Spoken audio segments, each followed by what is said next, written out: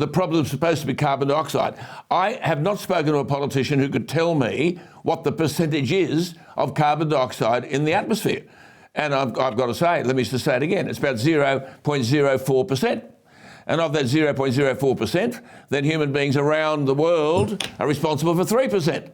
And of that 3%, Australians, poor little Australia down here, is 1.3 of 3% of 0.04%. I mean, it just doesn't make sense, does it, Ian Plimer? Anthony Albanese recently made a major speech on climate change saying we have, this is words, a once-in-a-lifetime chance to become a renewable energy superpower by transforming the country's old coal-dominated electricity grid, helping its regional allies to shift to net zero emissions and tapping booming green investments. Now, Professor Plimer, someone's written that stuff for him. Do you think he knows what he's talking about?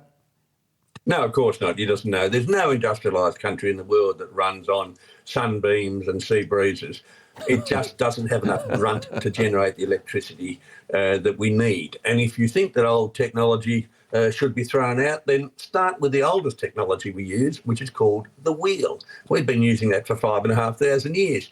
How would you survive without a wheel? How would you survive being able to travel from one part to another without a wheel? So the whole argument is flawed, and our politicians have no scientific background.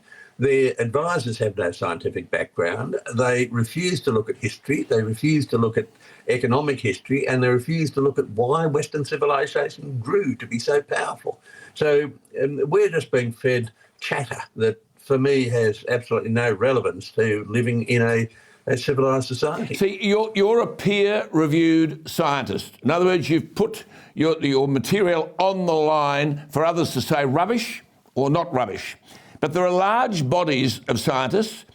They don't fit the narrative, but they've been ignored by the IPCC and by other scientists who are on government payrolls.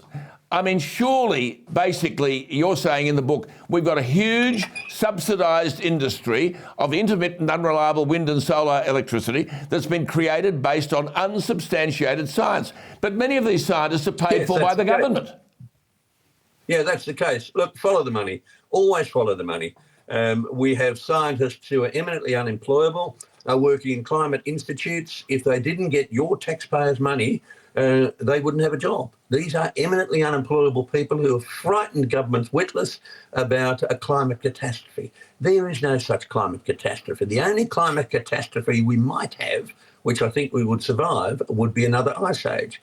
The second thing is, it's a power game. It's a game of power of one group of scientists who are basically mathematical modelers over another group like me that are natural scientists. We look at what nature is telling us. We look at what is written in stone. We're looking at the past, and the past tells us that we have cycles of climate. These cycles are every 400 million years, every 143 million years, every 100,000, 40,000 and 20,000 years, every 10,000 years and 22 years, every 18.6 years. And these cycles are driven by natural processes. We can look right back in the past and see these cycles.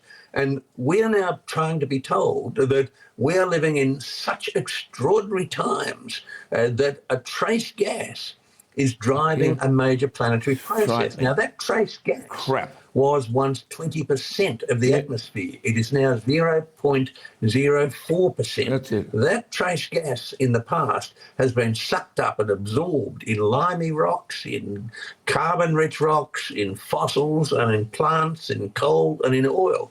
So if you ignore the past, you can immediately invent some sort of catastrophe. And this is what's happening. We are ignoring the past.